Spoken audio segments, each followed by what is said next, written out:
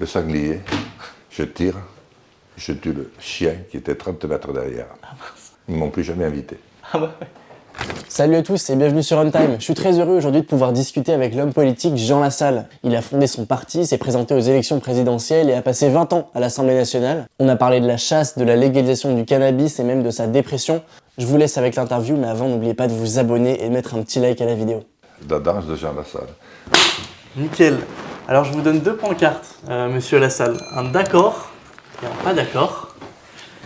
Je vais vous poser des affirmations et vous allez me dire si vous êtes d'accord et pas d'accord. D'accord ou pas d'accord, vous étiez le plus intelligent à l'école. Est-ce que vous étiez le premier de la classe? Non, non, parce que j'avais fait français troisième langue et ça m'avait fait faire un départ laborieux. Mais j'avais eu une maîtresse la première année qui était obligée de convoquer la voisine qui était à 50 mètres pour savoir ce que je pouvais bien lui raconter. Je ne racontais pas grand-chose. Par contre, elle s'était rendue compte que lorsqu'elle faisait cours, à l'époque, il y avait des jeunes qui avaient 16 ou 17 ans encore, il n'y avait pas de cours de transition. Après, ils me tabassaient un peu dans les cours de récréation. Elle leur disait, il y a un train qui part de Périgueux à Bergerac. Il roule à telle vitesse et votre papa est en train de remplir un pot de lait pour le laver avec le robinet qui coule avec un tel débit. Qui est-ce qui est le premier, le train ou le bidon? Et moi je disais, c'est le train. Et j'avais pourtant pas appris à faire de règle de 3. Alors là, j'étais tabassé. Mais un autre jour, on a dit que j'avais un QI proche de 0 parce qu'on m'avait présenté un jeu de construction, du sais avec des cubes. Ouais. Je n'en avais jamais vu de ma vie. Et on m'a demandé de faire un cheval. Alors, il faut faire le cheval normalement. Mais moi, j'avais essayé d'empiler les cubes. Il se cassait toujours la gueule, notamment quand je voulais lui faire le coup. Paf! Ah oui, mince. Pas de chance. Vous parlez couramment anglais. Est-ce que vous êtes d'accord ou pas d'accord? J'ai pas pu. Vous n'avez pas? Est-ce que c'est peut-être quelque chose dont vous aimeriez peut-être apprendre l'anglais? Non, parce qu'il y a des dictionnaires, et puis j'ai fait 2 fois le tour du monde, j'en ai pas eu tellement besoin. Je me suis toujours fait comprendre. Je sais compter 1, 2, 3, 4, 5, 6, 7, 8, 9, 10. Welcome. Merry Christmas. Oui, ça peut suffire. Hein. Harry, président. Je ne sais pas comment c'est l'anniversaire qu'elle lui chantait là. Happy birthday? Oui, ouais. Voilà, c'est ça. Oui, effectivement. Les jeunes ne s'intéressent pas assez à la politique. Est-ce que vous êtes d'accord ou pas d'accord? Alors pourquoi du coup? Parce que personne ne fait attention à eux. Heureusement qu'ils sont très débrouillards, et qu'ils ont des idées, et qu'au fond, ils s'organisent eux-mêmes. Mais quel bonheur ce serait que de pouvoir nous retrouver pour que nous puissions les initier sur ce que nous avons appris et qu'ils puissent relayer avec leur formidable fougue, leur envie, leur savoir, leur rage de vivre. Justement, est-ce que vous, quand vous étiez adolescent, vous suiviez la politique? Vous étiez vraiment... Oui. Je la suivais parce que j'aimais beaucoup la politique. Comme j'avais beaucoup aimé l'histoire et la géographie, et comme la géographie a toujours donné rendez-vous à l'histoire, j'aimais le français aussi, bien que ce fût ma troisième langue. Ok, très bien. On continue le jeu. D'accord ou pas d'accord, vous allez vous présenter aux prochaines élections. D'accord, toujours. Vous ne voulez pas abandonner, vous êtes toujours proche du peuple et vous sentez qu'il y a toujours quelque chose à faire. J'ai essayé d'abandonner, et puis je suis tombé dans une semi-déprime. Je ne sais plus si j'ai le formidable appétit, l'envie de me présenter, d'être élu, de servir passionnément jour et nuit. Il me semble qu'il m'en reste quelque chose, et ce quelque chose que je n'ai plus me rend très malheureux. Oui, ça vous rend malheureux, ouais, vous le sentez. Oui. Et puis je pense que si je vais parler un peu à Bruxelles, j'apporterai un peu de joie, je pense, un peu de diversité. Aujourd'hui, justement, quel problème vous pensez à la France? C'est quoi le gros problème de la France actuellement? C'est qu'elle ne croit plus en elle-même, qu'elle a peur, et qu'elle n'a plus confiance en rien ni en personne, et qu'à cause de M. Arnaud, Niel, Patrick Drahi et Bolloré et consorts, elle n'arrive pas à voter Jean Lassalle. Vous pensez que c'est ça le problème? Oui. C'est les milliardaires qui Oui, contrôlent. et le fait que du coup, je ne puisse pas être élu. Vous pensez que ça joue du coup, ouais. Ah, je veux, oui. Parce qu'ils détiennent les médias, du coup, c'est notamment pour ça, vous avez l'impression Et que les vous avez pas... sondages, et les sondeurs d'opinion, ils Oui. détiennent tout. Oui, c'est Ça vrai. n'était jamais arrivé dans l'histoire. Et c'est pareil dans tous les autres pays. C'est ce qu'on appelle, avec des mots très jolis, la financiarisation. Ouais. Généralisée. Et ce qui a fait beaucoup de bruit ces derniers jours, c'est la loi immigration. Vous, qu'est-ce que vous en avez pensé de ce refus de la loi et de tout ce qui s'est passé avec Gérald Darmanin? Oh, c'est pas la faute particulièrement à Darmanin, ni à quiconque d'ailleurs. Ça montre notre impréparation à réfléchir sur le présent, en ayant gardé en arrière-fond quelques vagues souvenirs d'hier, et en nous transposant vers un demain qui peut fort bien être radieux. C'est vrai, complètement.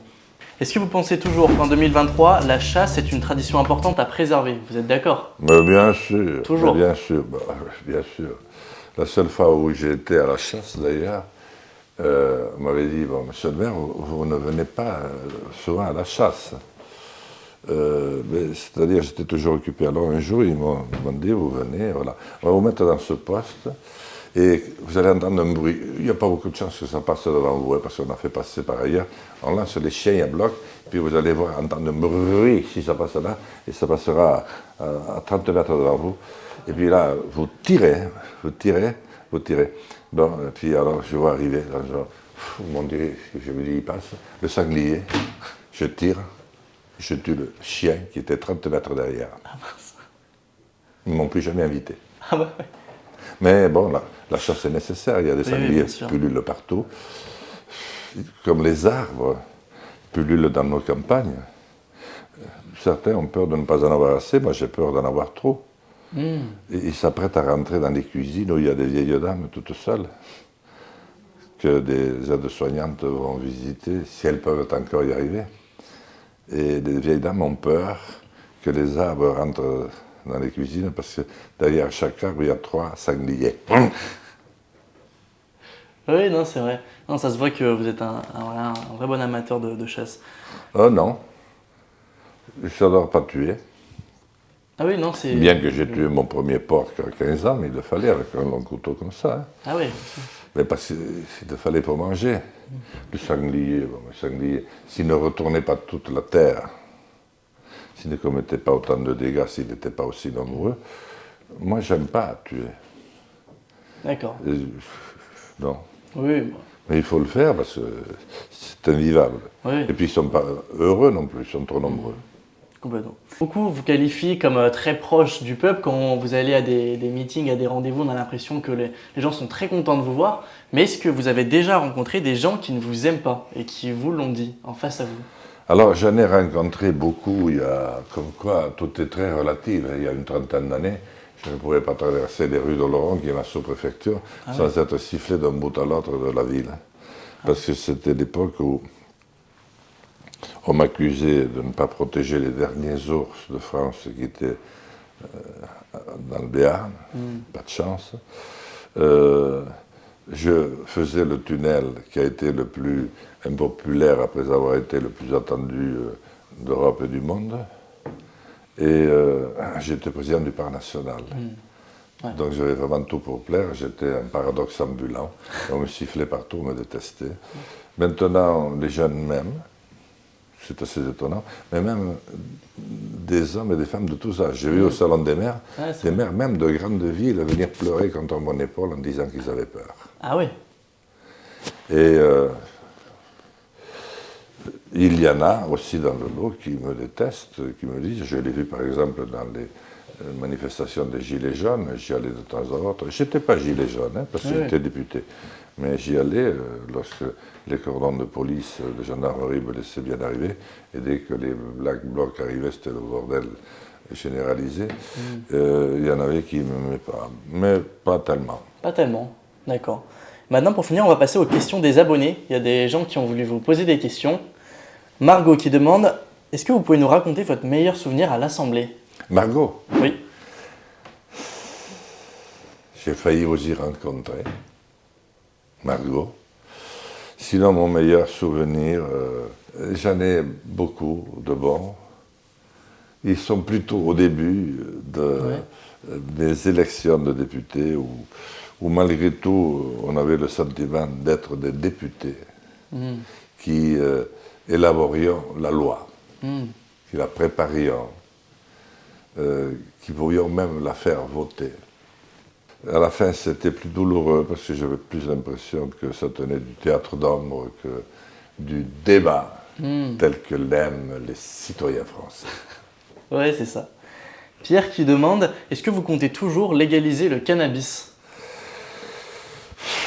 C'est une très grande question. J'ai fini par dire oui parce qu'il y en a tellement qui en fument en cachette avec mauvaise conscience que je me dis que si on l'organise avec